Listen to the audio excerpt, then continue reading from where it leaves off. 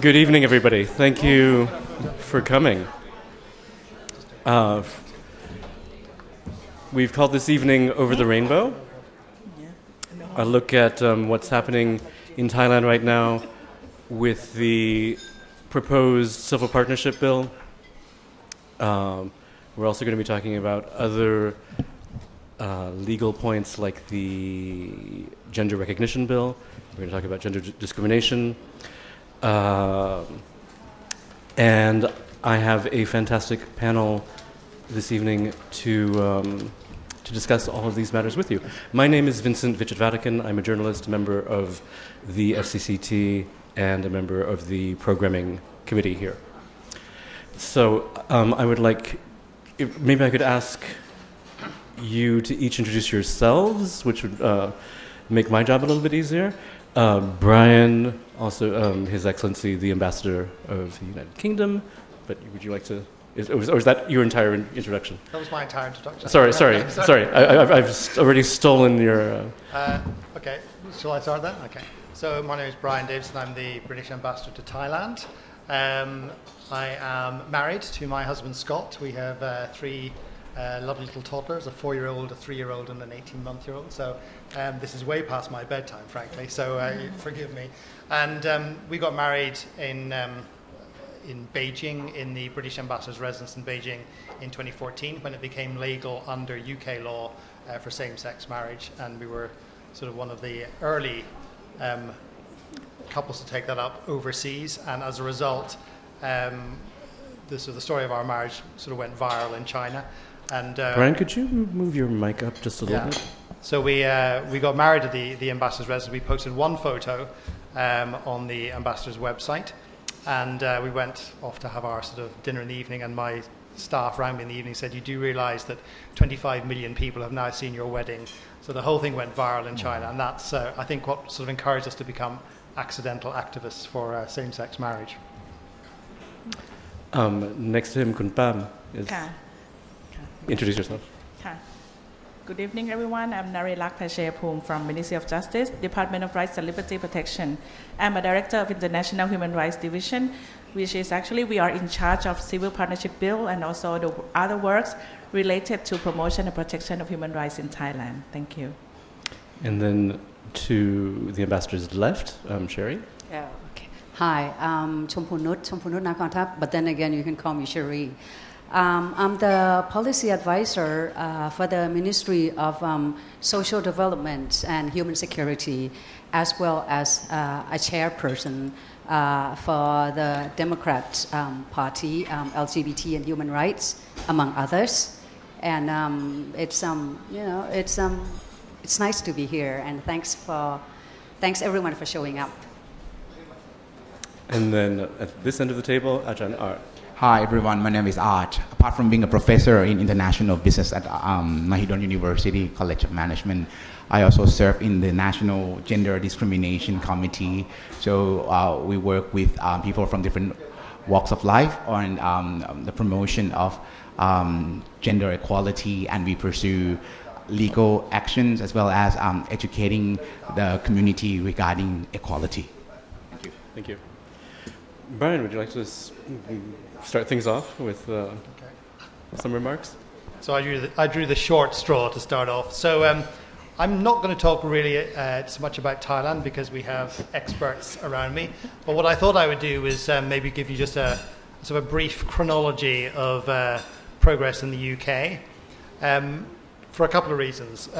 Number one, just to show everyone that it is an evolution. There are many bumps in the road. I hope also to sort of show that there is hope, that once you sort of get momentum, things can happen very quickly. And thirdly, I hope just to sort of flag up the importance of activism and advocacy in actually taking this sort of discussion to the general public, to build support and to build sort of momentum into the process. So the chronology, I mean, before I came here, I looked up. The British Library has a great little pamphlet called A Brief Chronology of LGBT Rights in the United Kingdom, and it starts in 1533, at which my heart sank and thought, oh my goodness, we've got centuries to get through, but actually there were many centuries where nothing happened at all, so it is quite brief. But just to give you a sense, I mean, 1533 in the UK was when Henry VIII made it punishable by death for homosexuals, male homosexuals to have sex. It was called the Buggery Act of 1533. And that went on really until 1835 was the last executions under the Buggery Act in the United Kingdom. There then followed a sort of a reprieve in about 1860-ish, when the sentence for buggery was 10 years minimum imprisonment, so that was a slight improvement. And then in 1865, it hardened again in the sense that it became illegal, even in private, to have sort of male relationships. And actually, it was such a wide-ranging law; it was generally known as a sort of the Blackmailers Charter, and that's actually the law under which Oscar Wilde got imprisoned. So we're going to skip. You perhaps 1533 takes us up into the 20th century fairly quickly, because nothing very much changed. But post-war, it was when we really in the UK started to see transgender issues and rights and LGBT rights start to sort of emerge.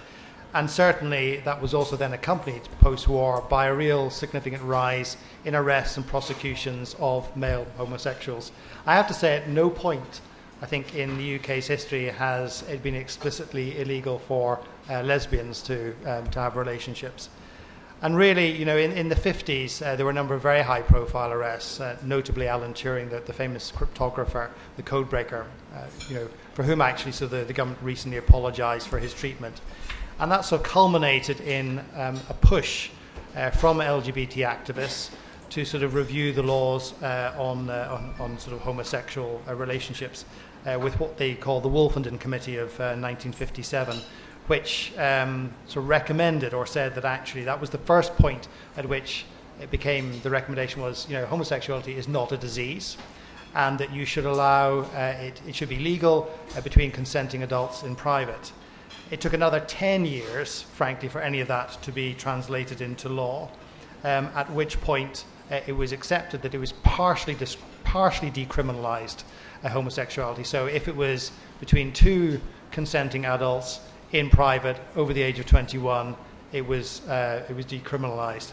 Of course, the authorities then took that to the letter of the law. So if you were in a hotel, that wasn't in private. If there was one other person in your house, even if it wasn't in the same room, that was breaking the law. And so the prosecutions continued. And frankly, that continued pretty much up until 2000, when actually it was a challenge in the European Court of Human Rights that forced a sort of full decriminalisation of homosexuality. Linked to that, there was issues around the age of consent. So for a very long time in the UK, the age of consent was different, even when it was decriminalised, for heterosexuals and homosexuals. And the first sort of review of that started around 1979. There were many attempts in Parliament to change the age of consent in 1994, in 1997, in 1998, all debated fully in Parliament, all overturned. And gradually the age of consent came down from 21 to 18, and finally in around 2000 it came down equal age of consent for heterosexuals and homosexuals to 16. Now that is a sort of sense of progress, but there have been hurdles as well.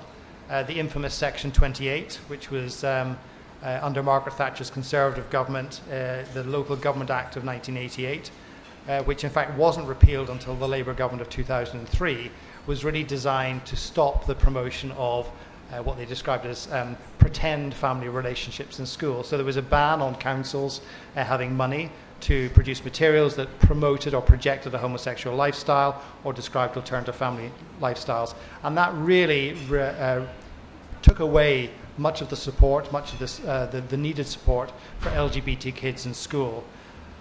Same-sex relationships, really not until 2005. Civil Partnership Act was the first to be introduced in 2004, which gave most of the rights of marriage, but not all. And then, of course, there was after that, there was a real push for full equality in terms of same-sex marriage. And that had been a discussion that had been going on since about 1949, again, reviewed in sort of the 1970s 2 or 3 times, always sort of turned down. And finally, in 2013, the same-sex, the Marriage Act, same-sex couples, was passed and came into force in 2014 in England and Wales. In Scotland about 6 months later, and shamefully in Northern Ireland, it was only actually sort of equalized in January of this year through a sort of procedural device. Adoption has followed a similar path, again starting to get traction in the early 2000s with the Adoption Act in 2002, sort of culminating really in real progress around 2008, 2010, at which point it became, the marriage bit was taken out of the Adoption Act, which meant that actually same-sex couples could adopt. You no longer had to be married. And then the Human Fertilization Embryo Act really made it possible for lesbians to have IVF, and then for gay men to apply for parental orders for surrogate children. All of that is really a way of saying there have been many discussions, debates, hurdles along the way, and many obstructions. And really, if you look at it, there's been a lot of talk, a lot of debate, and suddenly, right at the end, really in the 2000s, it's only actually relatively recently that the momentum has really taken off. And what you've seen is really a sea change, really over the last 15 to 20 years. Today, the UK, I had to look this up, but the UK is considered to have one of the highest degrees of LGBT equality in the world. And so surveys have looked at this in comparator countries and said the degree of equality, I'm not sure how you measure it, the degree of equality in the UK is around 85%. And that is way higher than the European average. But just remember, that's a 2019 sort of story. If you only go back to 1983, 70% of the British population thought it was wrong to be homosexual. 2003, still 50%. 2013, still 35%. Same-sex marriage was only really in about 2009, 2010, 60% support, and now up to 85% support. So I think the message I would say from that is things change very quickly once you get momentum and once you get some sort of support behind it. And I would say key to that really is the activism and the advocacy. So the activism, which came about through a lot of groups, really from the late 60s, sort of pushing the agenda around LGBT rights, sort of following on from the Stonewall riots in the US, talking about some of the equality issues, getting involved in other social issues of the day. So it wasn't just about LGBT rights, it was about the wider sort of social discourse, and then really focusing on decriminalizing and then leveling up equality of rights. And the advocacy was really about accepting that there are many people in society who have, in their own minds, well-held reasons why this is wrong, and who have to be persuaded. So it's not, you can't simply assume that, you're right and other people are wrong. Whatever you think of different people's views, they hold it for a reason, whether it's through fear, through ignorance, through, religious belief. And a lot of the advocacy that went on, particularly in 2000 onwards, was about talking to the public, showing role models, taking people out of the stereotype view of what a gay man was, to show people that actually the life we lead is perfectly normal. It's the same as everyone else. The challenges we face are the same as everyone else. And actually giving equal rights to every person in society does not diminish the rights of every other person. So I would say, my message for Thailand is really, it is a bumpy process. There are peaks and troughs, but there is hope, because once you start to sort of capture the imagination through activism and advocacy and get the ball rolling, things can happen very quickly. So don't be disheartened by some of the processes you're going through now. There is a real light at the end of the tunnel. And, I hope if I came back in sort of 1, 2, 3 years' time, I wouldn't be sitting here at all, because we would have Thais here married to their same-sex partner, having adopted or raised their children by surrogacy themselves, and you wouldn't need to be hearing from me. So that's my message. I think a message of hope, because I fear some of the other panelists may be less hopeful.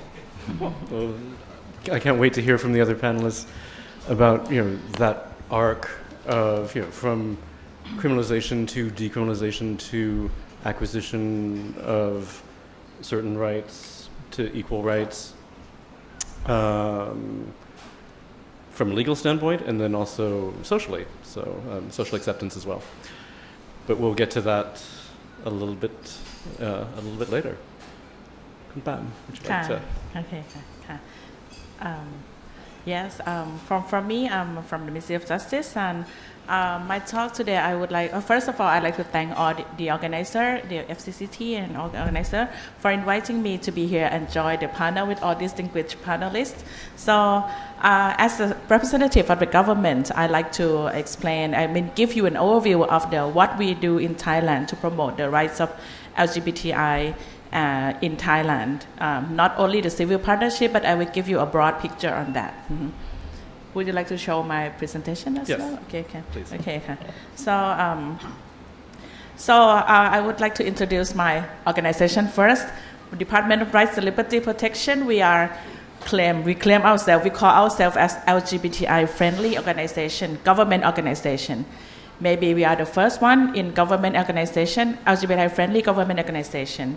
We announced the policy for the fair recruitment, fair promotion, and we also manage the workplace with no distinction based on the sex. So we have all gender restroom in our organization, and we have regularly organized a kind of tea, morning coffee, and discuss about the diversity and the rights of LGBTI, and we regularly train our staff on how to treat people equally, because one of our duty is to provide a legal service to people, to the public as well. So we regularly train our people on this, and we also have a policy on social against social violence and the non-discrimination policy as well. So as for the government, for the promotion of LGBTI rights is indicated in the policy of Thailand. Is national human rights policy is in the national human rights plan in Thailand. We have the third national human rights plan. First time that the LGBTI was included in the national human rights plan was in 2014. It's the first time that official document, ensure the rights of LGBTI in the official documents, and it's also reaffirmed again in just this year. We have launched the fourth national human rights plan. Is on the cabinet just adopted on the 30th of June this year. So the LGBTI people is still indicated as one of the target groups to be protected under the National Human Rights Plan. The National Human Rights Plan is kind of the policy framework to ensure that all the agencies, all the government agencies has to incorporate this into their work, and also to ensure that human rights and the target group will be protected under the national under the work of the government. And recently, just last year, we adopted another plan called National Action Plan on Business and Human Rights. And one of the key issue is about labor. And in one of the issue under the issue of labor is to promote the fair recruitment, and also to promote LGBTI inclusion in workplace, and also policy against the sexual violence and non-discrimination in workplace. And recently, we have provided training to quite a number of business sector on the LGBTI inclusion. And I would like to highlight the recent development of Ministry of Social Development and Human Security. They are called for the encourage all sectors, not only business sector, but also government sector, state-owned enterprise, and academic institute, and private sector to kind of announce the policy on LGBTI inclusion and gender equality. And recently, more than 60 business sector has already signed and announced this policy to their organization. So I think this is kind of one of the success after we have National Action Plan on Business and Human Rights. So at least we would like to make sure that business sector has a policy at their workplace. Mm-hmm. And for the and another thing is that we would like to ensure the fair recruitment, and we will just today I will talk with the Open Business Coalition and to talk about the cooperation, whether we can have the network of ASEAN network on the LGBT inclusion for the business sectors. Mm-hmm. And this year we will also work with CP company to have the ethical code or code of conduct on this. For the law, we are I think we have we never have the special law, for the LGBTI people. But the first law that are quite related to LGBTI, like gender equality, is a Gender Equality Act, which is adopted 2015.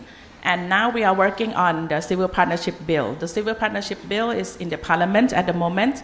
So we are in the Parliament. They are discussing about this bill at the moment. And now we are also working on gender recognition law. This is the work of the Ministry of Social Development and Human Security. But for Ministry of Justice, we work on the Civil Partnership Bill. And I will inform you later about the bill. If you have any more questions, I'd just like to highlight that the bill now has 4 chapters and 46 sections. And the bill has 4 chapters include the registration, the relationship between the same-sex couple, and the adoption, and also the inheritance. This is the overall picture of the bill. But I would say that from the beginning until now, we have included more rights on the way. So the bill is not, finalized yet. So we hopefully, from the Parliament, we are at the first step of the Parliament. So from the first step of Parliament until the end, we get more rights. And we have a public consultation on the bill as well. And for the practice, we are work a lot on awareness raising activities on the LGBTI rights. So we have just this year usually organize join the event organized by our partners and also but sometimes organized by ourselves to explain about the Civil Partnership Bill. This year we have opportunity to join hand with European Commission of Thailand to European delegation of Commission to Thailand to have the interview with the permanent secretary on the Civil Partnership Bill. And we also join hand with, this is Brian here as well. So the IDA Hot is something that we also usually organize with our partners, our civil society partner, to raise awareness on the LGBTI rights and diversity in the society. We usually have the public event usually we have this kind of event in the public events just to make sure, many people to access to our event and also to make everyone understand about the diversity and also LGBTI rights. And we also have last year we organized the quite big event. We call it Gender Matter. And we invite all the many ambassadors to the event and to share experience from many countries. This has happened before we finalize the Civil Partnership Bill. And we also get some comments and to improve our Civil Partnership Bill as well. And we also have chance to sharing Thai experience with other countries. I would say that in the Asian region, I think Thailand is quite in the front line of the we have quite a number of development on the rights of LGBTI, and we usually were invited to share Thai experience to other countries. As you know that in Thailand, Asian country, in Asia region, Taiwan, Hong Kong, Thailand is a country that are quite advanced in the rights of LGBTI. So we are lucky that we have. Hopefully, we are still in the front line. And we also as a Minister of Justice, we work with the law enforcement officer. We usually organize training for our law enforcement officer to make sure that they understand about the rights of LGBTI, because we received some complaint that. There are sometimes the transgender people, they were arrested without doing anything wrong. So with this kind of complaints, so we consider and we think among our team that we need to make the law enforcement officer understand about the nature of the LGBTI, and they need to exercise the law enforcement in a proper way. And we also produce a number of media to promote the rights of LGBTI. We have music video, we have short clip and animation, and so many media and post it into the website and sometimes in social media to make sure that everyone understand and support our work. And recently we are working with the National Broadcasting and Telecommunication Commission to set up the guideline for the media for the appropriateness for the kind of to develop the guideline for them to when they broadcast or write any news about the LGBT to avoid using the improper word or to help monitor the media to help monitor the media to not to violate the rights of LGBTI. Like as you know, in Thailand we usually have the headline on the crime or criminal offense in the as a headline, and we usually call like the tomboy killer or the gay killer or something like this. So we think this is just too much, and sometimes this is not related to the content of the news. So we are working with the National Broadcasting and Telecommunication Commission to set up the guideline for the media, and we have already have the first round of discussion with the media, and there we receive lots of questions like, if we don't use this word, somehow can we attract the audience, or how can we use another word is maybe too long in Thai, maybe too long like บุคคลหลากหลายทางเพศ or LGBTI in Thai is very long. So they said that if they use that word, then no reader will like to buy their magazine or their news. So we need to set up the guideline and train them on what is the most appropriate way to explain or to use when there is news that related to this group, because it's very sensitive issues. Okay, this is kind of the overall picture that I like to inform everyone. Thank you. Thank you very much for a very complete overview. I'm sure that you'll have lots of questions after that presentation. Just so anybody in the room and anybody watching online on the live stream, there definitely will be time for questions after the Q&A at the end. If you're asking a question online, could I ask that you identify yourself if you are associated with a particular group or a particular media outlet. Thank you. Ajahn Art. Thank you, Vincent.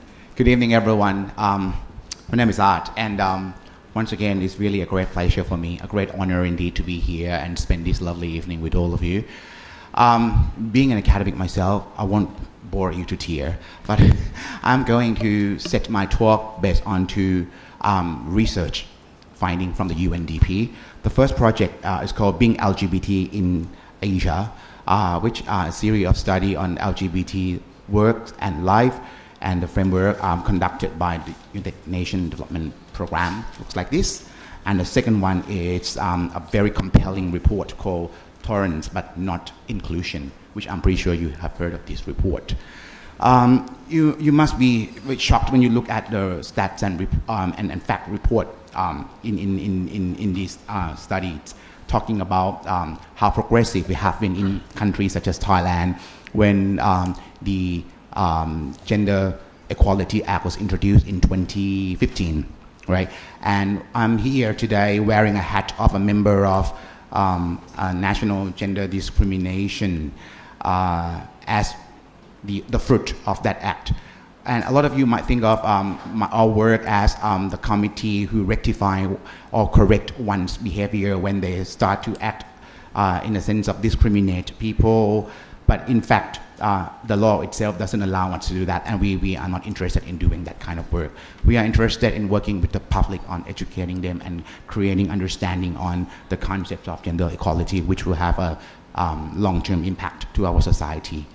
I was astounded by the fact today that when I started this work 12 months ago, we are the second committee since the beginning of the law.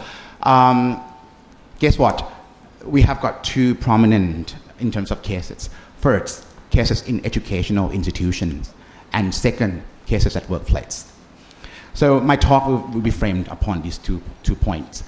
When it comes to educational institution, which to me should have been a place that open for all young Thai generations to be opened, at least they should be able to openly discuss who they are, what they want to do in life, and what they want to bring to society. But unfortunately, approximately 62% of the cases that were brought to our committee are related to power issues among professors. I'm talking about higher education, professors and university students. For example, those who identify themselves as trans women or trans men, but they are forced to dress according to their birth gender instead of their identity. Once they try to pursue their desire to live the life they want, well, then they are labeled as those who challenge the norm of society and institution. And that's really impact how they study at university very badly. Some of them really want to withdraw from the university education, which is completely a loss to us, right? So the power dynamic among university as an education institution on young generation, it's not a myth. It has long been in Thai society under the surface of good, neat and clean, tidy uniform. You can really see that we have got a lot of students who disagree with what the teachers say, and they try to pursue it. But there is no such system that allow them to be open about themselves. So they brought the case to us. And you might be surprised to see that in many circumstances, even teachers or professors at university or at school, they have to fight with the power system in the educational institution. For example, we have got a number of cases of transgender men or women again, who got accepted to work, but eventually failed the probation because the way they act, the way they teach, the way they relate to parents are not really well accepted into the school norms.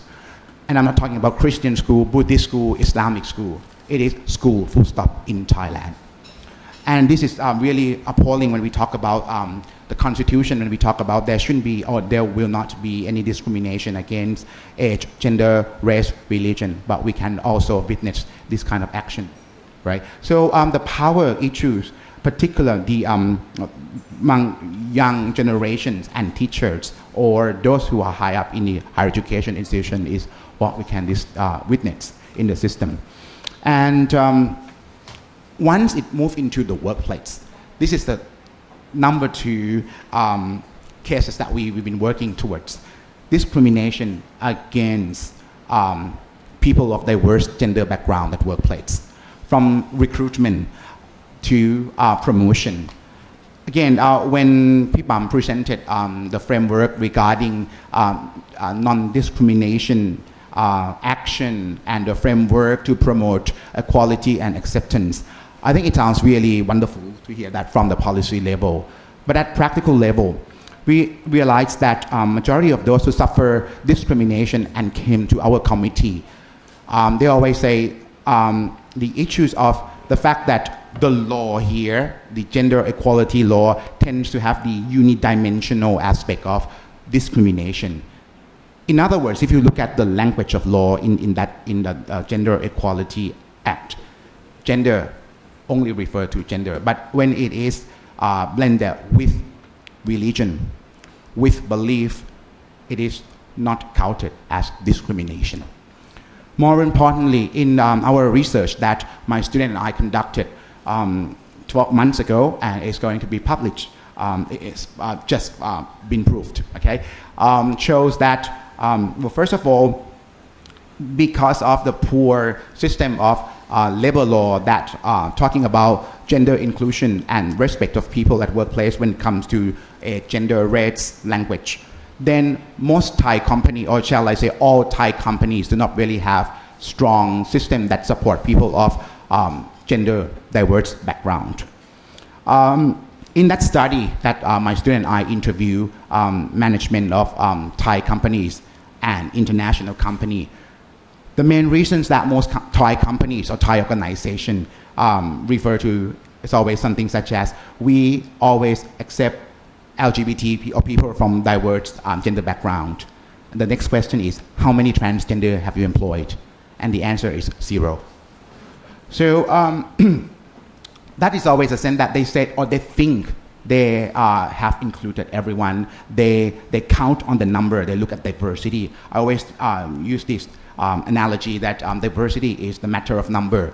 Most Thai companies say 1 male, 2 female, 3 trans, 4 non-binary. But they have failed to embrace people of all gender backgrounds into the policy.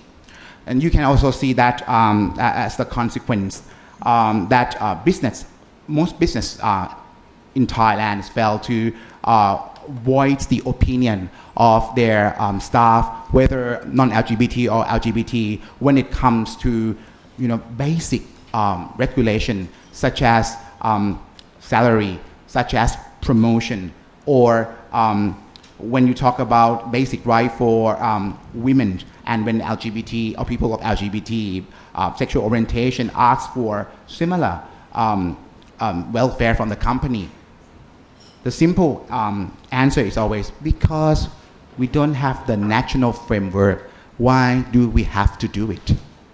But this is really something that intrigued me, because when we interview those who represent multinational corporations operating in Thailand, they can be very progressive. And the reason is because at headquarters, at the national, we have that national policy to promote and to act in that sense. But Thai company always say, if the law is not there, then don't bother.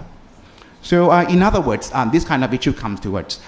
In the last 6 months, particular when the world has been shaken by COVID-19, we have heard a lot of issues that are related to gender discrimination, but it is said as hidden discrimination. For example, when it comes to sacking someone from workplace, or we're talking about downsizing, always LGBTIQ become the victim of this issue.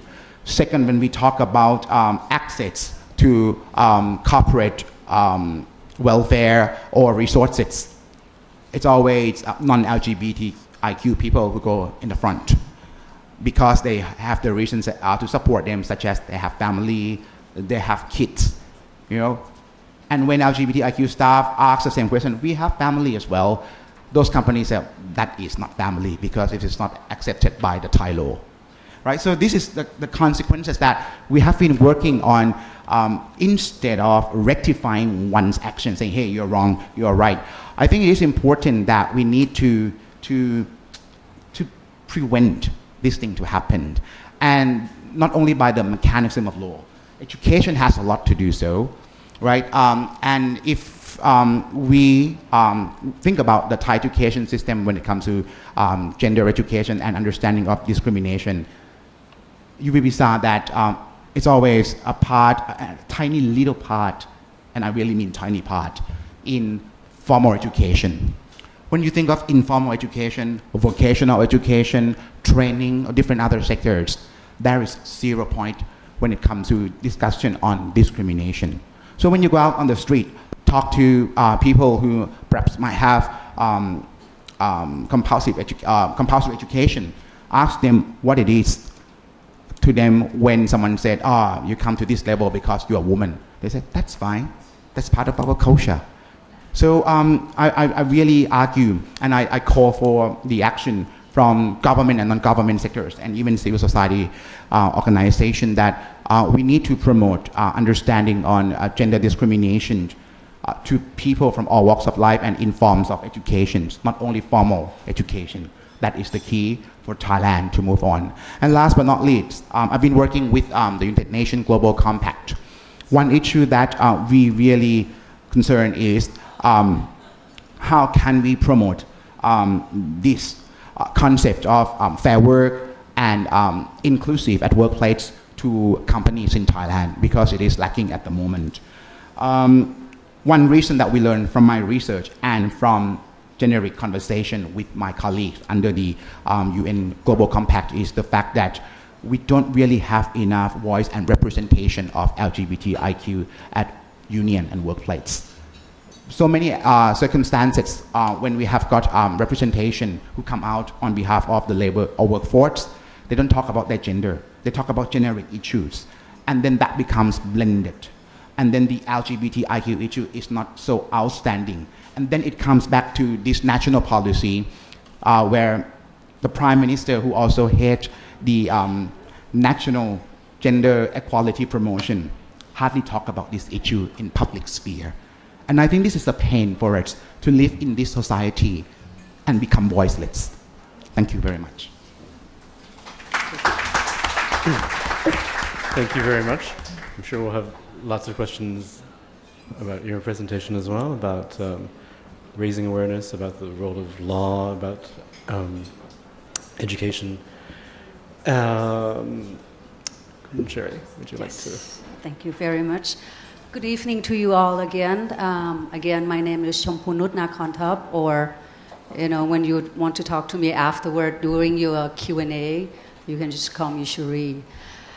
I am usually not nervous when I'm on stage. And I must say that I have been on quite a few stages, either talking in Thai or talking in English. But today I must admit that I'm just a little bit uneasy. Not because of the audience, but particularly with what I want to share. Because some of the things I want to share, I doubt if I would be able to share I doubt if I would be able to share the information with the Thais, as some of the things I'm about to tell you probably would not be well accepted among Thai men. And I'm going to be very frank here. At first, I was going to talk about what I wrote here in my little notebook. But then, after I heard you all say it, after what I heard Brian, Kun Pam, Kun Arch said, I have literally changed my mind. I'm just going to tell you about my experience of how hard it is to be a gay female in a very misogynist society. It's not easy at all. I'm just going to tell you about my family. It's just going to be an experience I like to share with you before I talk about other issues that we are having in our society. My father is a soldier. He was also a Secretary General to a now defunct political party called Samakhi Tham Party. Way back, roughly about 30 years ago, he was the one who organized a party that won the election when Suchinda Krapayun, General Suchinda Krapayun became the prime minister, and we had a really bad coup d'etat back 30-some years ago. Some of you may remember, but then, when I look at your faces, some of you probably were not even born then, So that's my father. And my issue, my experience, I'm not straight. I was born, I guess I wasn't born straight, I entered into politics after spending, I came back to Thailand roughly in 1995, and I have been spending a lot of time in the private sector. And after I have left my private sector, I decided to go into politics. And that's when things happened. You go into politics, well, this is going to sound rather conceited, but when people were asking me questions about my sexuality, I would tell them that I'm straight, I'm a straight female politician. And, it didn't hurt then. There were politicians that were trying to hit on me. I wasn't bad looking then. So that's how it goes, and they like, having female politicians who are single, so-called good-looking, come from a good family, they welcome you so well. They welcome me so well in the political arena. They welcome me so well in the society. Everywhere I go, I was very well accepted or acknowledged. And then I had always had a girlfriend, but my girlfriend was being regarded as my assistant. Every time I introduced my girlfriend, my ex-girlfriend, to people in my cycle, I would say, this is my assistant. And then one of those nights, I met my current girlfriend, and she's an actress. She's a director, and she worked in the Thai Lakon series in the entertainment industry, and she is quite well known. I guess we are quite well known in the society now. And then out of the blues, after begging her many times not to say anything about us, not to mention my name, she came out and she gave a full paper interview with Thairat newspapers. And if you are in Thailand, you know about Thairat newspapers. So, everything, I did think that, an old actress who came out about her sexuality and mentioned about her girlfriend would be so monumental. Everything kind of exploded. My family, the maids at my dad's house had to hide all the newspapers because they were afraid that my dad would find out. I personally, before I came to the political arena, I was in the private sector and I was working with MSN, with Microsoft. So I knew a lot of people in the social media. Our news came out all over and I had to pick up the phone and rang all my friends and said, would you just put that news away? Would you just take it out of the website? I remember myself calling Sanuk, if you know the platform. I remember myself calling Kapuk. I remember calling a lot of my friends, to remove the news about me and my girlfriend, hoping that my father would not find out, hoping that my mother would not find out, and apparently you can't stop social media. No way you can do that. So it became like a full-blown news. Everyone knew about it. And I was inevitably had to come out, involuntarily came out, and I worked with the Democrat Party.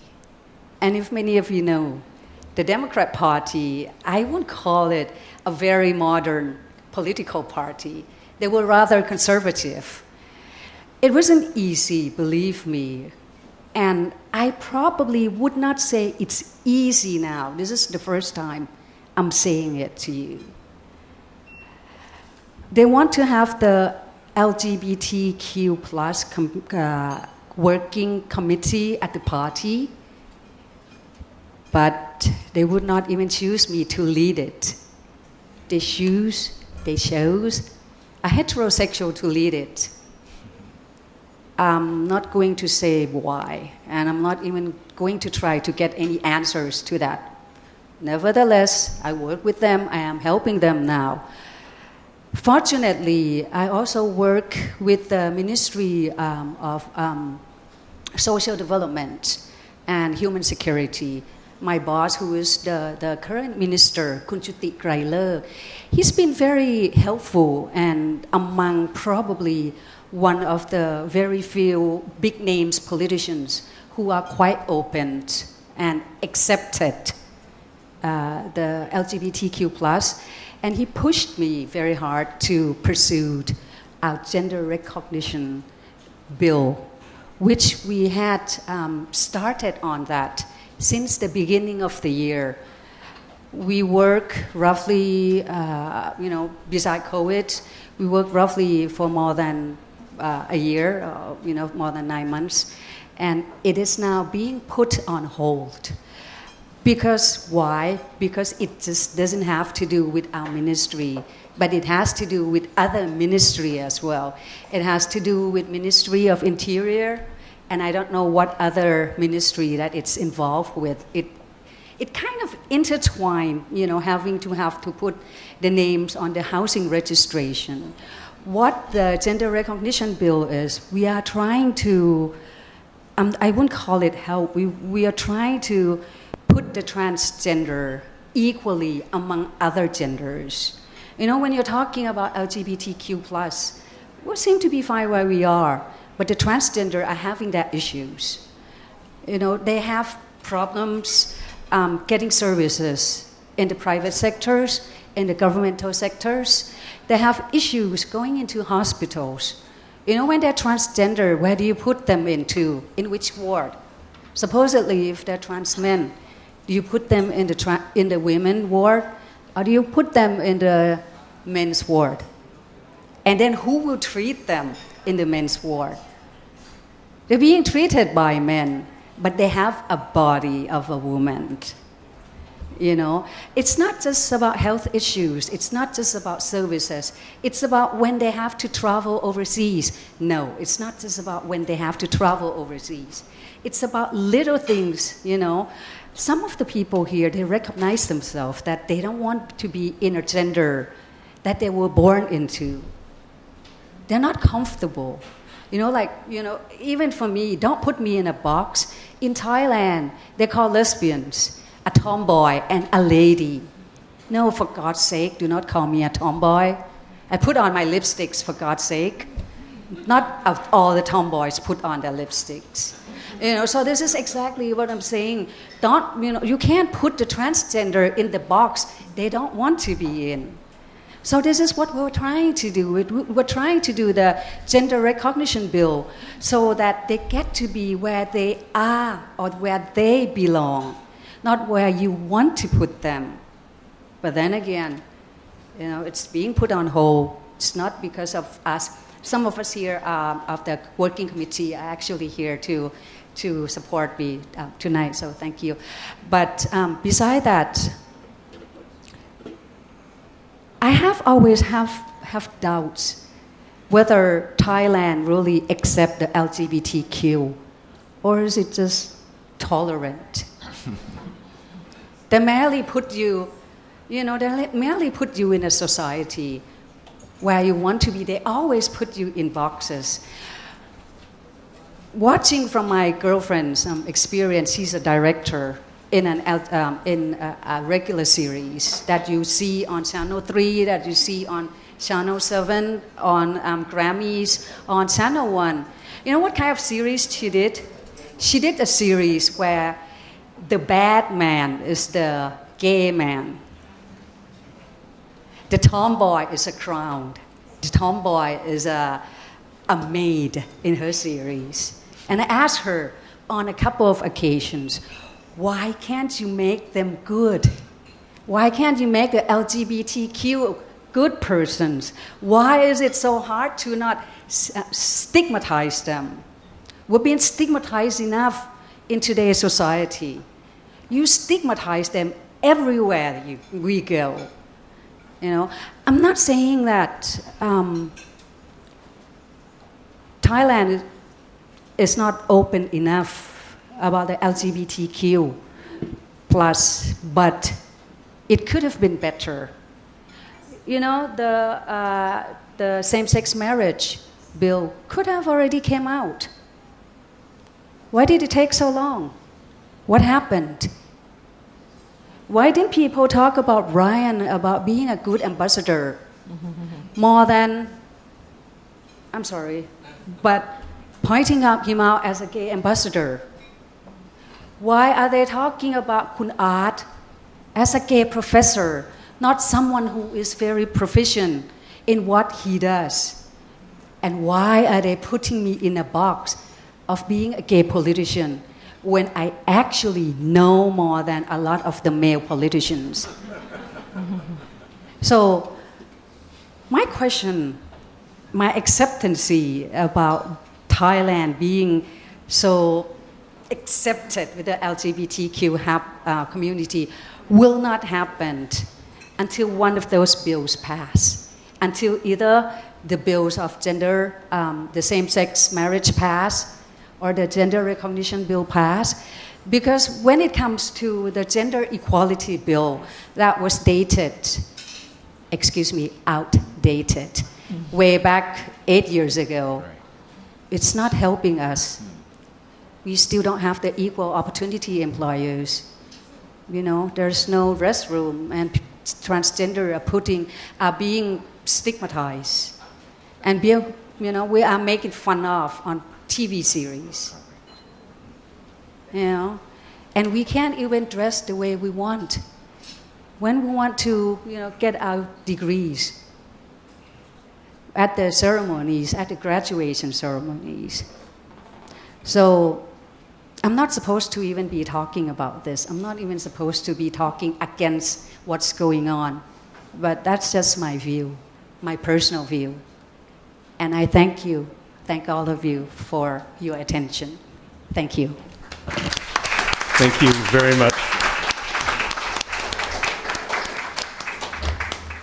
Thank you for managing to tell a very personal story, to frame it in terms of society, politics, family, relationships. Thank you so much. Let's dive in with something that except for what you just said, we really haven't talked very much about it all tonight, and that's we've talked about the context of society and acceptance, tolerance, but there are lots of other things going on in Thailand right now, and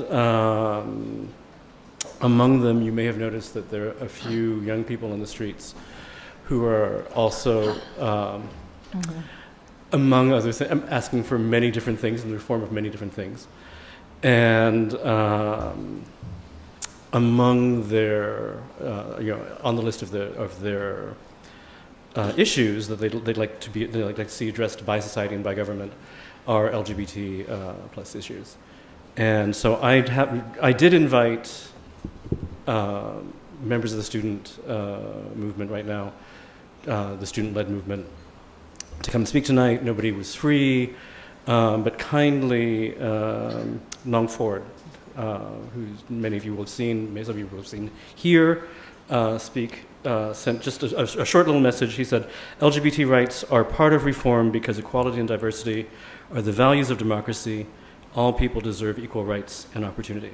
So that's just a short little addition from a guest who couldn't be here. So, where would you like to start? Would you like to start with the question of? Don't all look at each other like that. You look like it's like you look afraid. I mean, like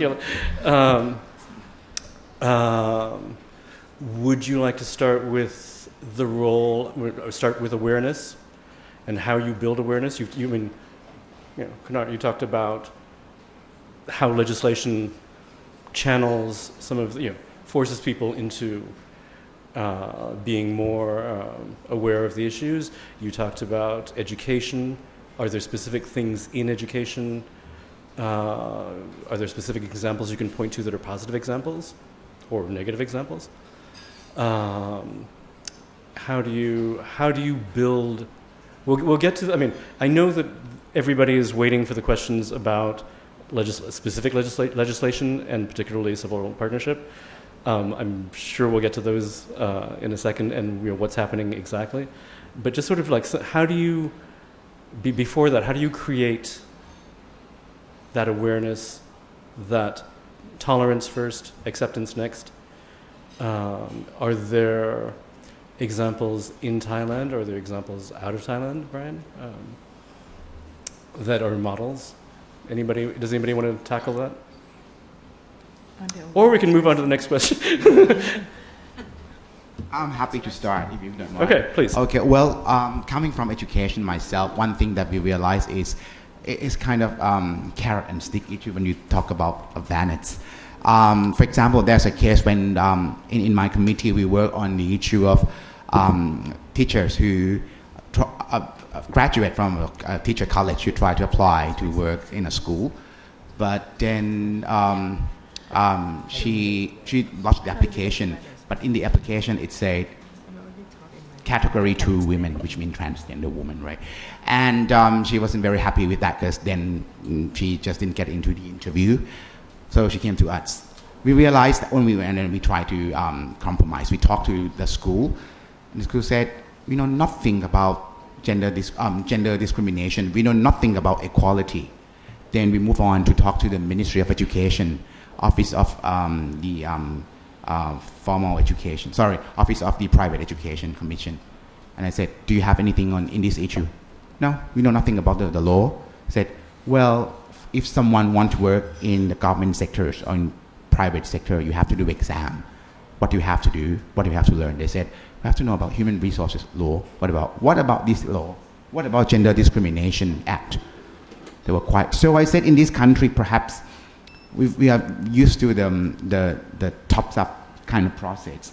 Why don't we start with the regulation where we force people to learn in formal and informal system, as I said. But again, I agree entirely with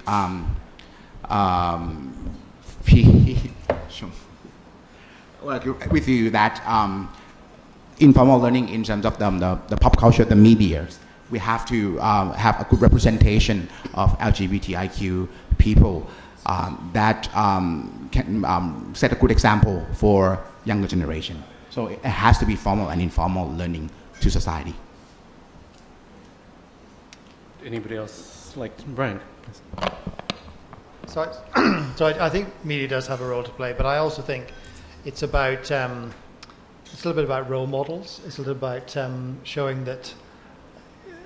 So I do think in Thailand there's an acceptability. You could be gay or lesbian or whatever, provided you stay in the sort of the prescribed box where the rest of society is comfortable that you're in. And I think that was very much true in the UK as well. And if you look back, certainly portrayal of gay men, in the UK, it's the funny, the camp character, it's the are you being served, it's the hairdresser. And I think what made a difference in the UK was when suddenly you had politicians, just ordinary boring politicians, ordinary boring diplomats standing up and saying, look, as you said, I may be gay, but that's not really what defines me. I'm also sort of, good at what I do.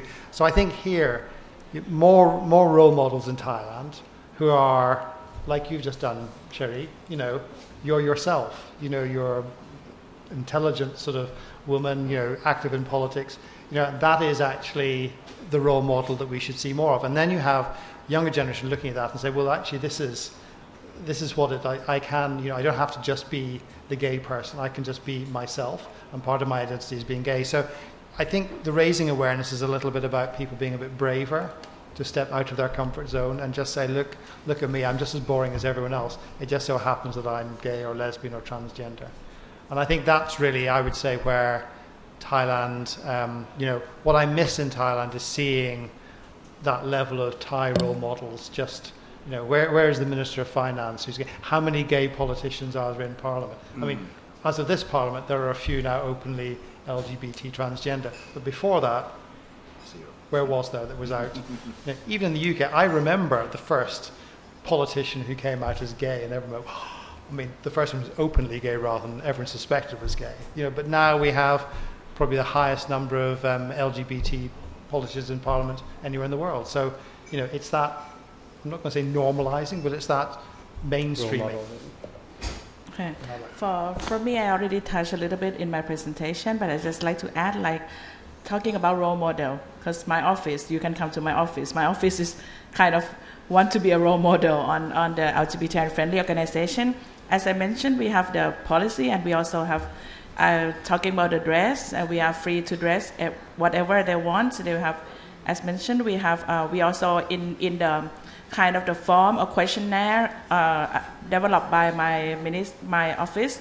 We will have another choice for them apart from Miss, Mr. We have another like others, and we have avoid using the kind of initial word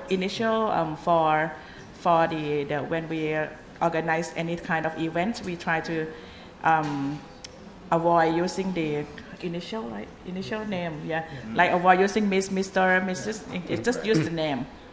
This is included in our kind of our work in everyday works, and we regularly organize awareness raising activity, as I show, and usually we try to use the public space to get majority to access to our event.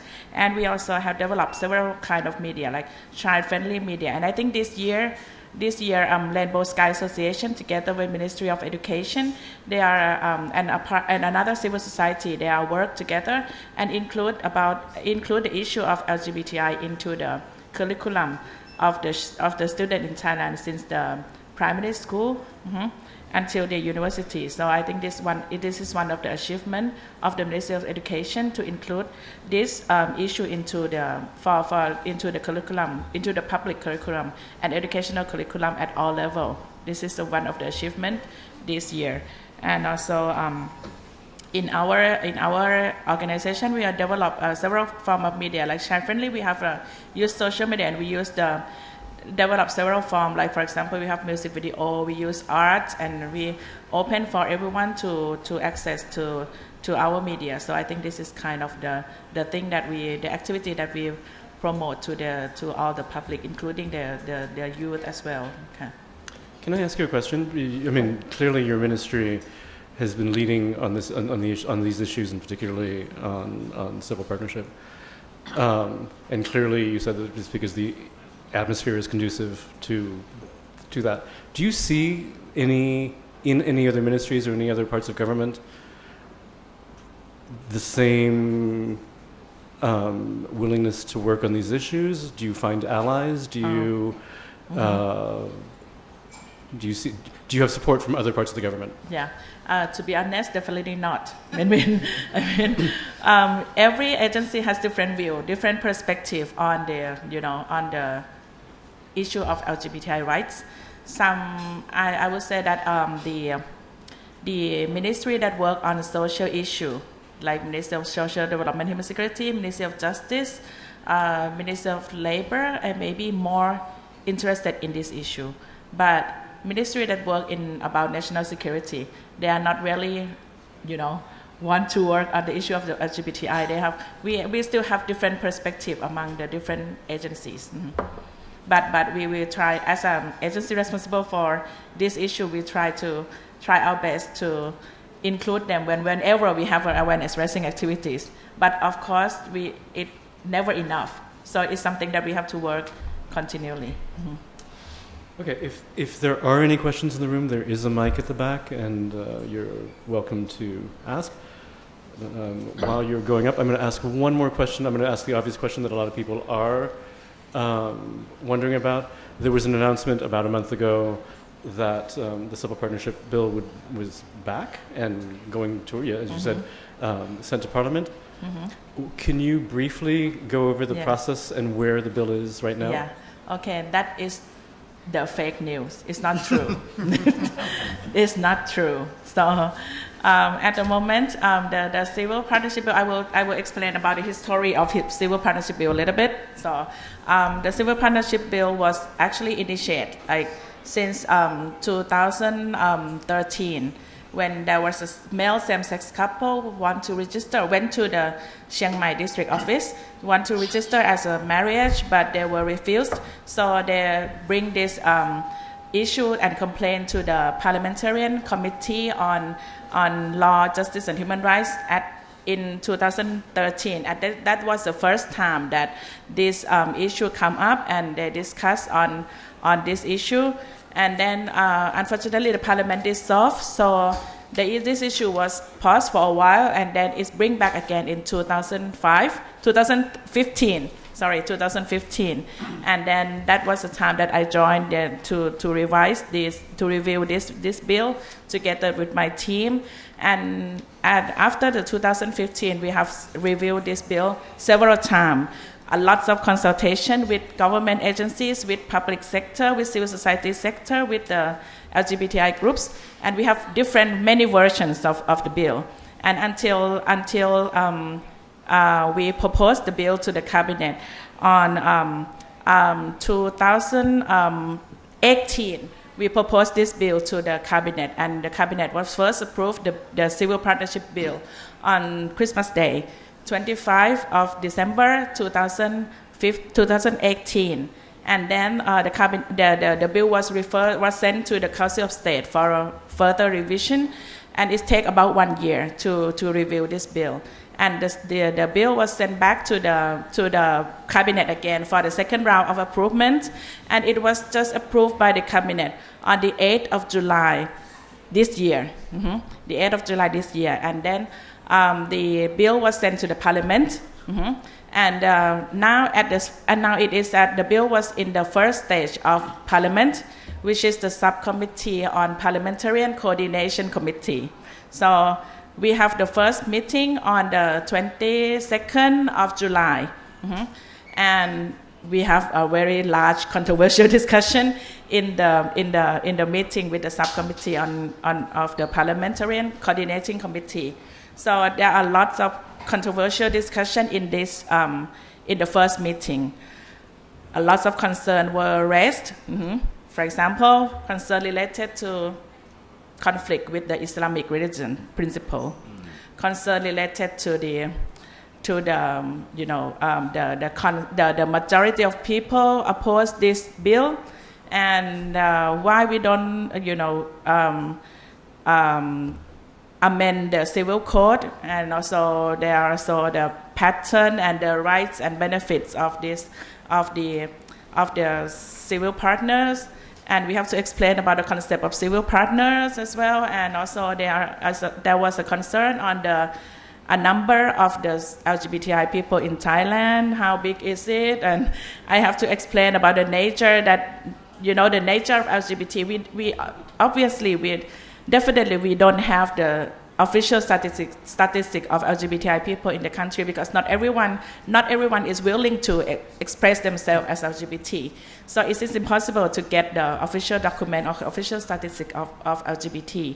So there was also a concern that we don't have statistics, so how can we calculate the resource and budget, and so many issues come up during the first meeting. And after the first meeting, actually what we expect is that they have to summarize all the point that discussed in the meeting, and they have to send the summary to Ministry of Justice, but they haven't sent it to us yet, so we are now waiting for it.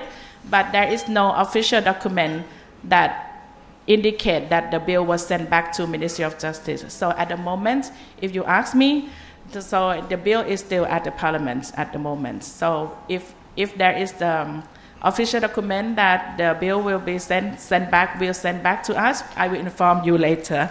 Okay. Thank you. So so I just want to clarify that is not true.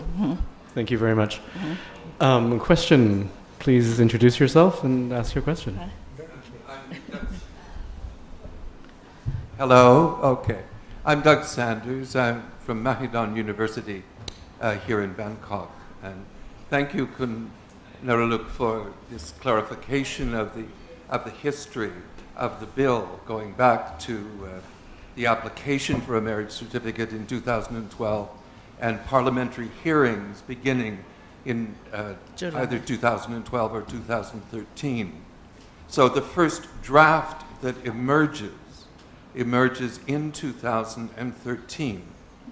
There were promises by various figures that this would represent complete equality of gay and lesbian couples and heterosexual couples. But from the beginning, strategically, there were clear limitations. And so the major limitations, which were obvious in 2013, were an unequal age for registering a civil partnership as opposed to marriage, something that actually the United Kingdom had for a number of years after decriminalization, in which there was a differential of age for consent. Also, from the first hearings, lesbians in particular, but not just lesbians, raised issues of adoption, child custody, the various issues relating to children, and there was the issue as well of spousal benefits connected with employment, as to whether your partner would get the health insurance, the pension, these kinds of things. From the beginning, then, the first of the bills was unequal. And at a certain point, I mean, there's a rough history, partly because of the two coups. The second coup had put an end to drafting processes which were underway to try to elaborate and develop the bill. And this was not because the military government was opposed or apparently opposed, but boom, they had to draft a new constitution. They had to draft new. Douglas, as Bam said, there were 7 years. I mean, we've gone through 7 years of a lot of processes and delays and coups and elections that have all delayed the process. I have a specific question that I'm leading into. I'm sorry. I'm an academic as well, and I often talk a lot. My real question is, at a certain point, the Rights and Liberties Protection Department, which, as I think has been made clear in the panel, has been the driving force on this over time, without a lot of support from other parts of government. Okay.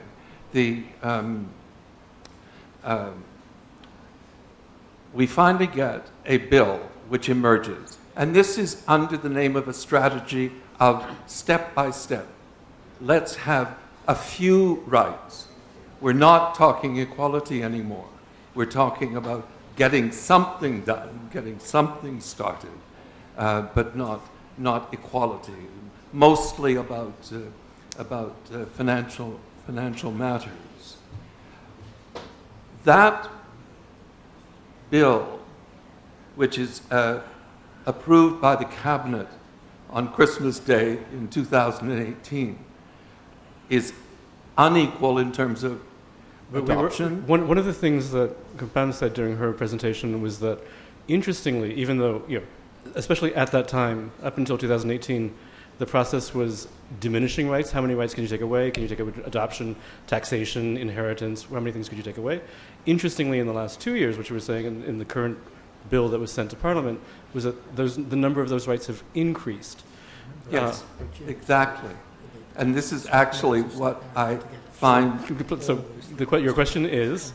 My question is, how did this happen? Because it happened through the Council of State.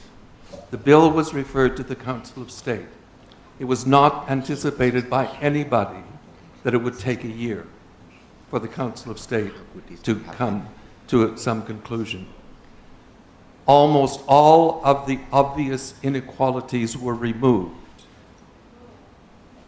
Do we give the Council of State credit for having done this? We know nothing about this process. Okay, Can you tell us something about how did it happen? Okay. How did it happen? I get it. Okay. And can you tell us Thank you. why the issue of spousal benefits remains? Mm-hmm. Okay.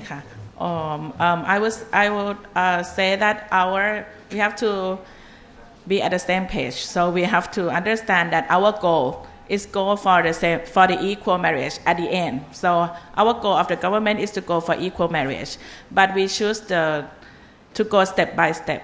This is because after we listening to all the stakeholders, government, LGBTI people, and the civil society, and all the public sector, to have the equal marriage, suddenly have equal marriage. I think we will get more. After we consider carefully, we think that we may get pushed back more than we try to be compromised with all the religion group, with all the LGBTI people, with the government organization, and with all the sector.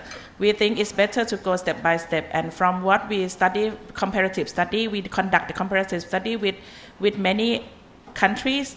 Almost all of the country go step by step. They start with first some few district and then go to the city and then the whole country, and then they start from civil partner and then go to marriage.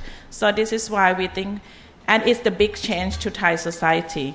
So I think we choose this step-by-step path because we think it takes time for people to understand, to make people understand about the nature of the same-sex couple and get more acceptance. Because we have to understand that Thai people is not only the one who using social media.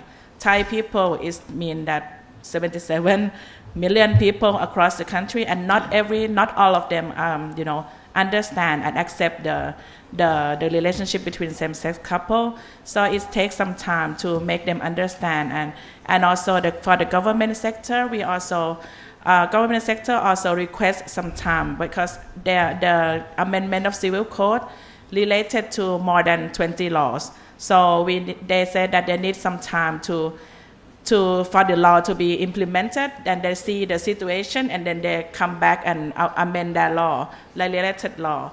And also they have to prepare the human resource, financial resource, and we also have to compromise with the religion group as well. So that is why we decided to go step by step. But it doesn't mean that we will not go for equal marriage, because I think the question was actually why are there more rights now than there were in 2018? And I'm going to that. So I would say that in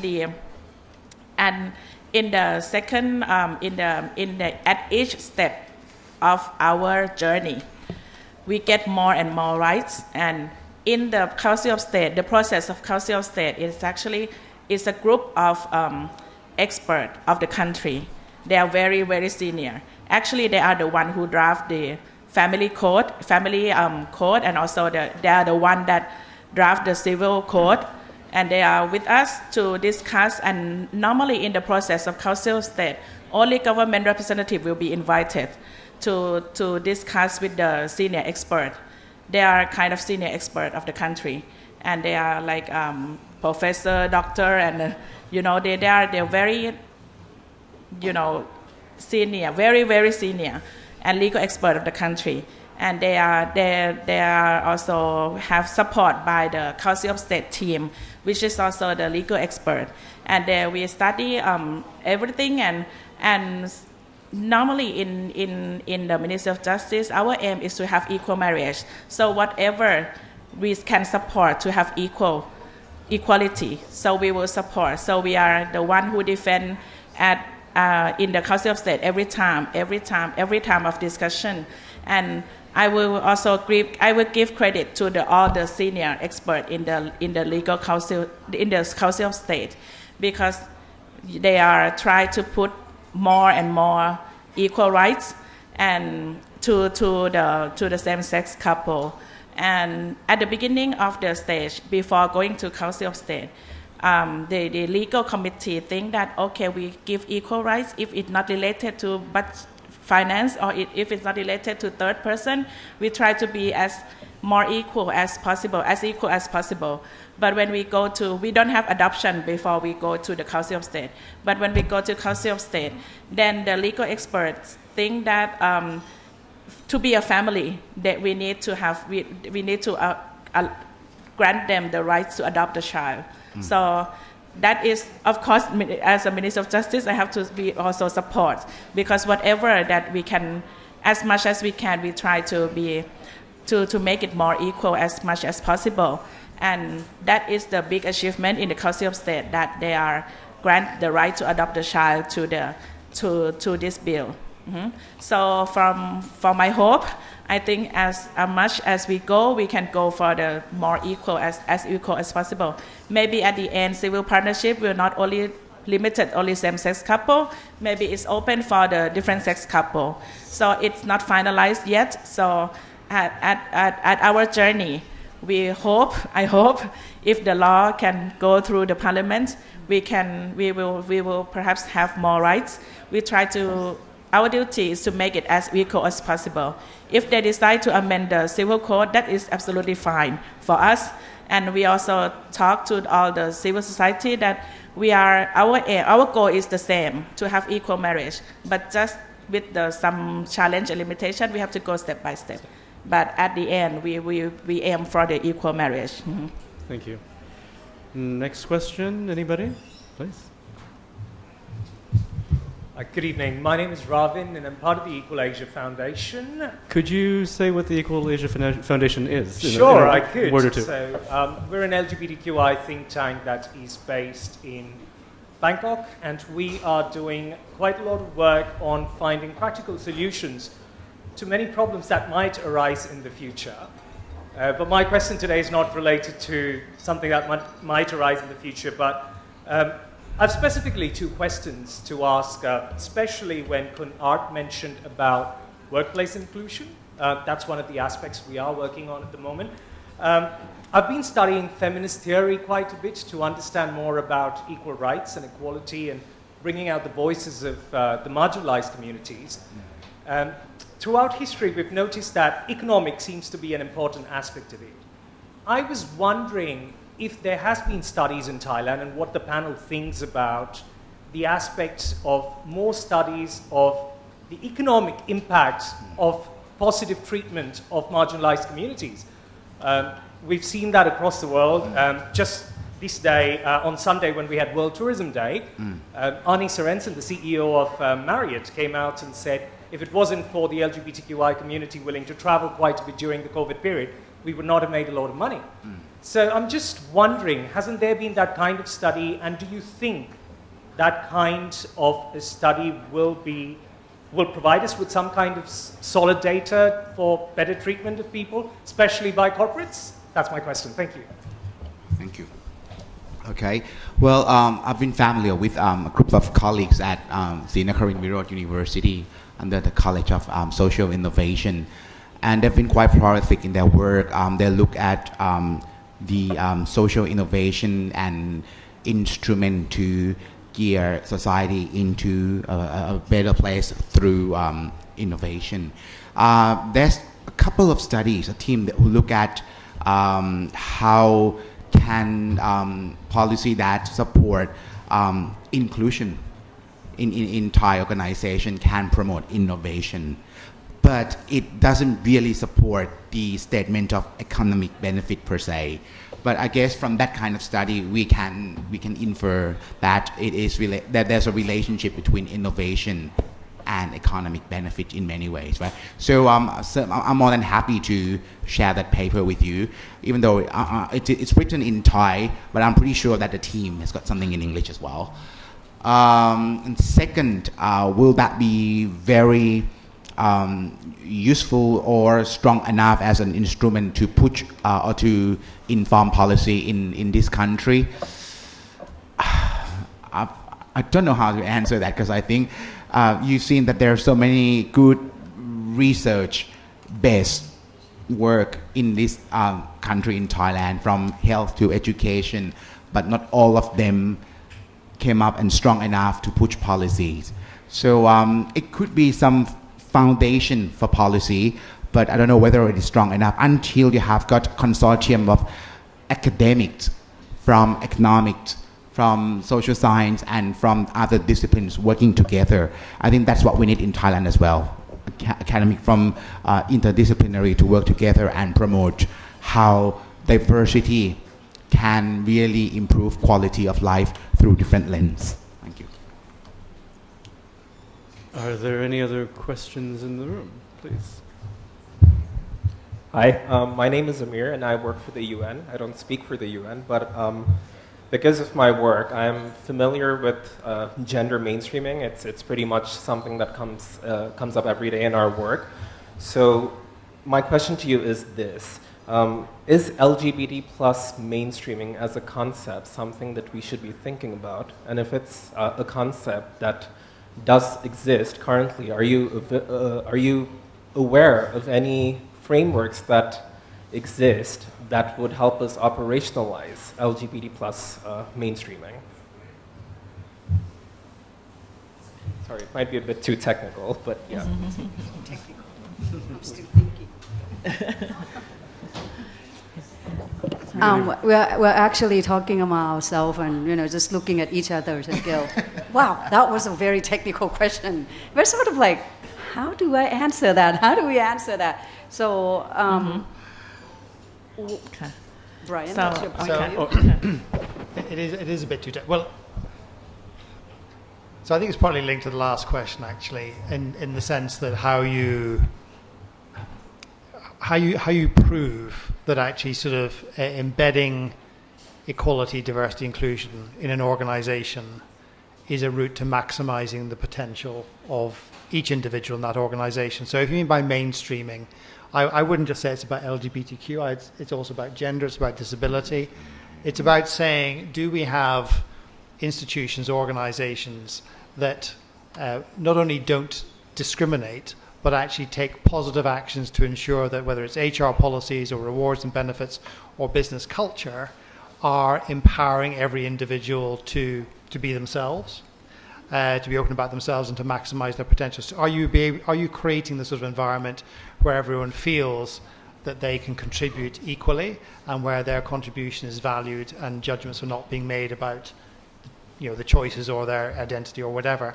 So I think if you mean by mainstreaming, I think it comes down to, and there are some private sector, there's some companies doing this, maybe not in Thailand, but certainly when I was working in China, there was a very strong group in Shanghai, run out of the American Chamber, looking at the HR policies of the big multinationals and saying, are we sure that the policies we have are not unconsciously making it more difficult for our employees to achieve their maximal potential? And one example given was, the way you frame.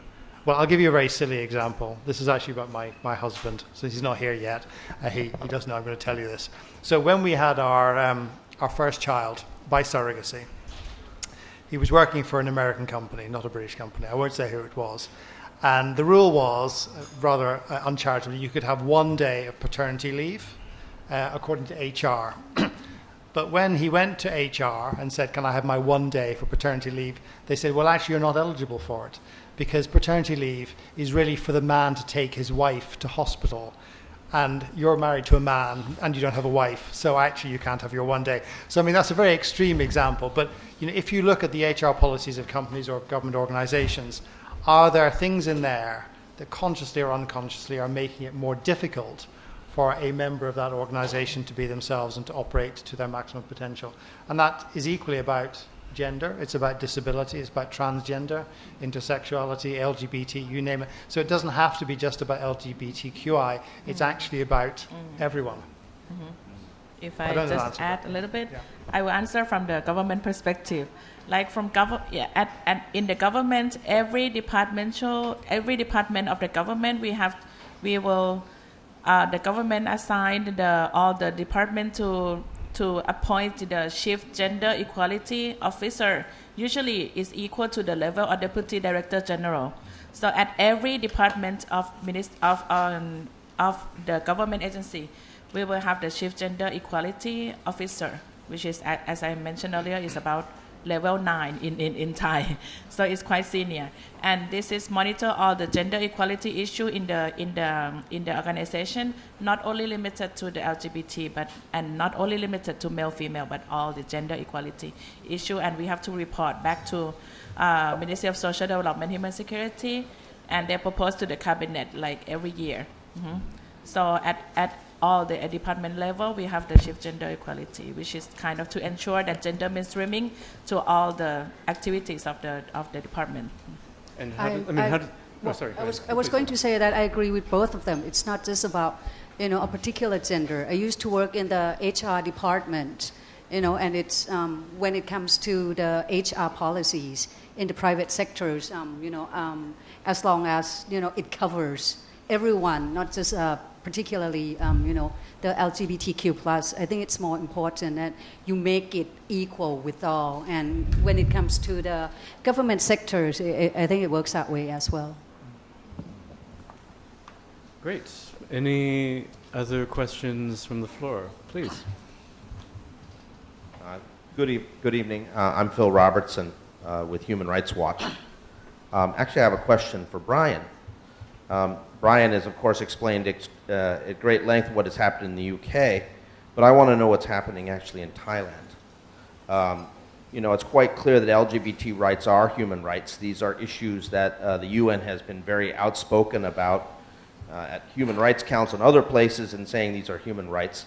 There is a group of like-minded states, right-respecting states that support this thing. So I'm interested in hearing from Brian about what is the diplomatic community here doing to actually advocate for passage of rights respecting LGBT legislation that would deal with same-sex marriage, would deal with adoption, would deal with gender identity and other things.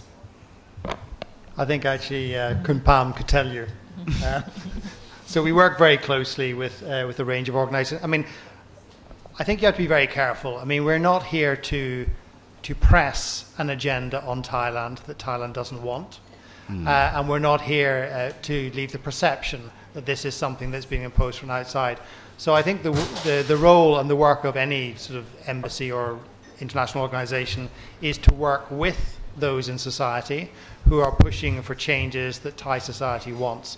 So that means working very closely with the Minister of Justice, with Kun Pam's team. It means working with NGOs here. I approach everything from the basic principle of do no harm. So what I don't want is for collaboration I take forward or actions I take or projects we support to be misinterpreted as somehow a foreign or an outside agenda being imposed on Thailand.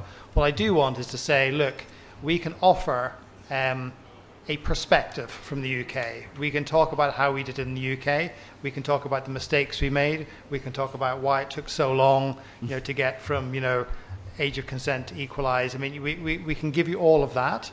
But actually, it is for Thailand, the Thai government, and the Thai institutions to decide what of that is relevant here and how to take it forward. And then to come back to us and say, and here are the areas where we'd like your support, your help. And I think, we can, I've had a lot of conversations with both the previous and the current Minister of Justice on that vein to say, look, you have said this is what your objective is, and I can tell you what we've done. I can't tell you how to do it, but I can tell you what resources may be available if you want to tap into that. But it's advice and support. It's not instruction or guidance. Pam, I don't know what you want to say more. Yeah. Okay. So you agree with that? Yeah. Anything? Okay. Kun Pam recruited me very early on to ventriloquize something she wanted to say. No. I mean, we are working with many partners. Like embassy is also very good in not only British embassy, but all embassies try to support information to the Ministry of Justice. But the way we selected, the way we work is only based on the consultation in the country and also based on the policy of the government. Excellent, thank you. Next question. Hi, Gwen Robinson, President of the Foreign Correspondents Club. I actually was very struck by your talk, Cherie, and I also about your assessment of the position and nature of working within the Democrat Party, but also as you are obviously in politics and monitoring these issues, I'd be really interested as well in your assessment of the political landscape vis-a-vis the other parties, and if there are any parties you think are getting it right on the LGBT issue and their positions on legislation and other related issues. You're working, I think, on other possible, legislative proposals, so maybe you are very well placed to assess what's being done with the other parties, including the ruling one. So maybe you could give us an idea. Thanks. Well, thank you, Gwen. I think that's a multiple of questions being asked, and you are going to nail me on those questions when I answer them, directly. I think, I had actually talked to Kun Pam before we walk in here about what's going on with the civil partnership bills and about what other political party that is pursuing on the equal same-sex marriage. And I'm not going to point my finger as to who is doing the right thing or who is doing the wrong thing. All I can say is this, when it comes to the civil partnership, I think it's we have been working so hard on this. We have been working on this for at least in the past 5 years, and what it is provided, what it is being given, clearly stated. Pretty much. It's not 100% of what we want, but it has given us a lot that is comfortable to take in at this time. We can always amend it afterward. We can always change or modify the civil partnership bills afterward. What's important is not how we're going to amend it or when it's going to be amended. It's just a matter of when it's going to be approved. So once it's approved, when we can, move onwards. And on the ruling parties toward the LGBTQs, except for the Democrat Party that is very positive on the LGBTQ issue, we also have the, I'm not too sure what it's called in Thai, Moving Forward Party. Yeah, that's very active about it. But then again, the way it is handled by them and by us is a little bit on the opposite side. And like I said, I'm not going to point my finger at anyone. We're doing our best, and we just like to take in what is offered for the time beings, and we'll amend it afterward. We're not going to drop a bomb on what we had worked so hard for. That's all. Thank you. Is that about? Oh, sorry. Please, one more question. Sorry.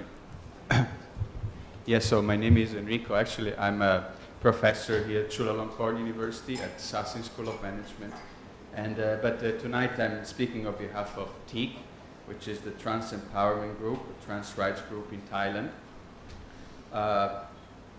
So basically, I myself, I'm relatively new here in Thailand. I spent the last 10 months here. I worked before in Bangladesh, and I worked together with Hijras. So I'm quite specialized in transgender, so in the T part of the LGBTIQ. And so my question is that I've been speaking quite a few transgender men and women here in Thailand. So I have two questions in particular. So one question is more from the law perspective. Are there laws specifically for trans men and trans women that can actually help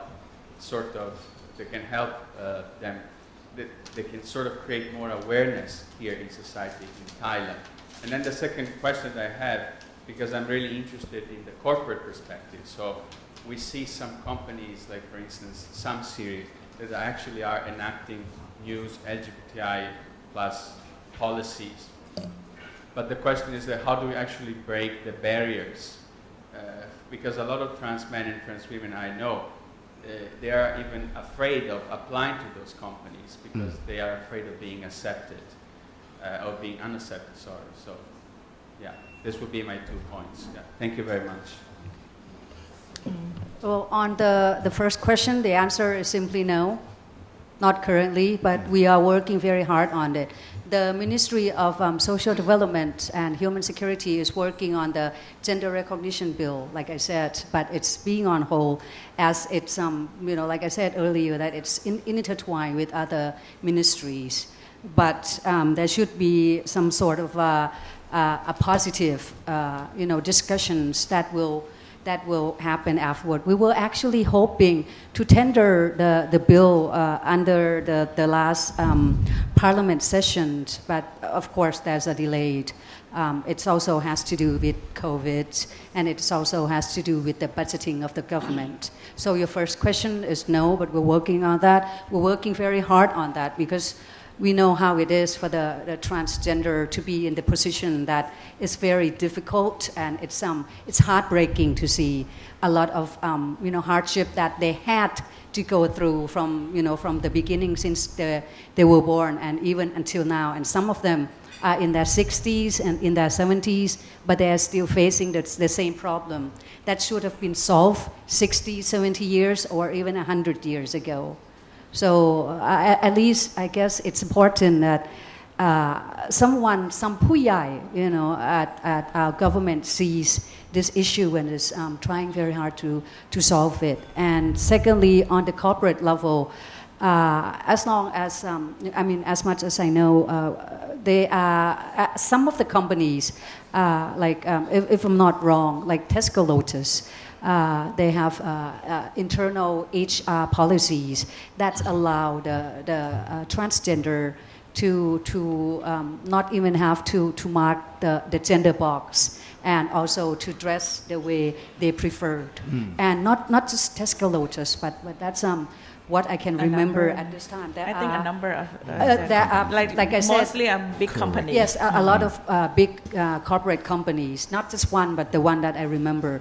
And there are other companies that are following the trend. So we are seeing a very positive sign with regards to the transgender community. And we do want to make a definite changes on that.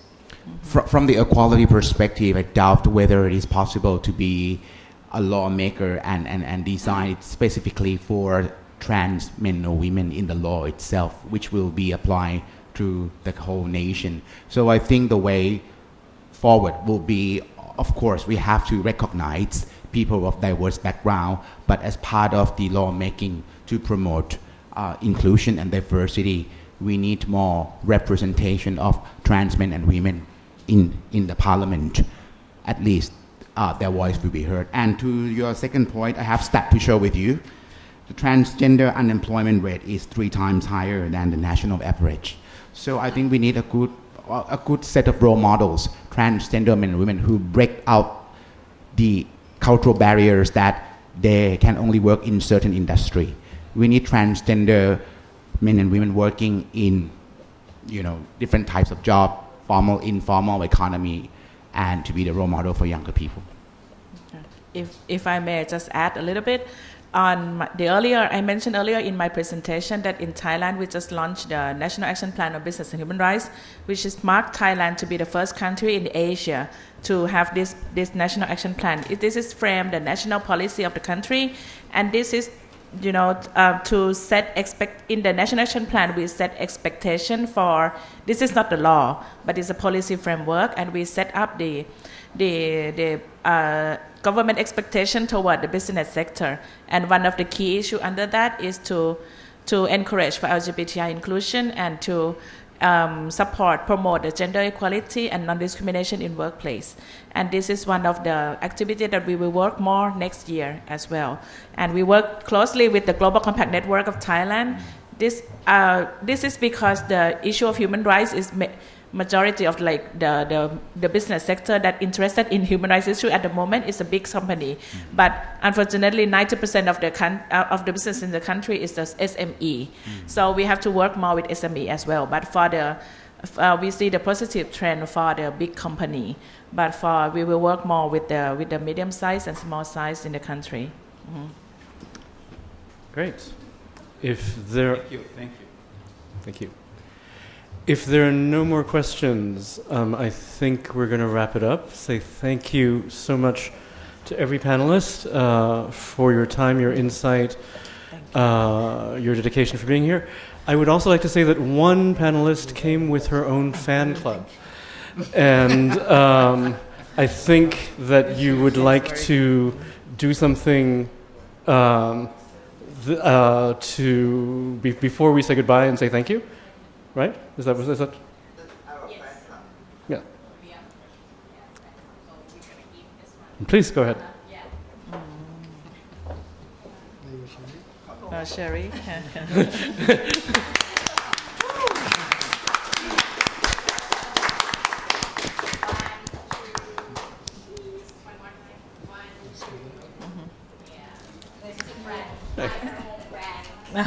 Thank you so much. Thank you, everybody. Good night. Thank you so much. Thank you.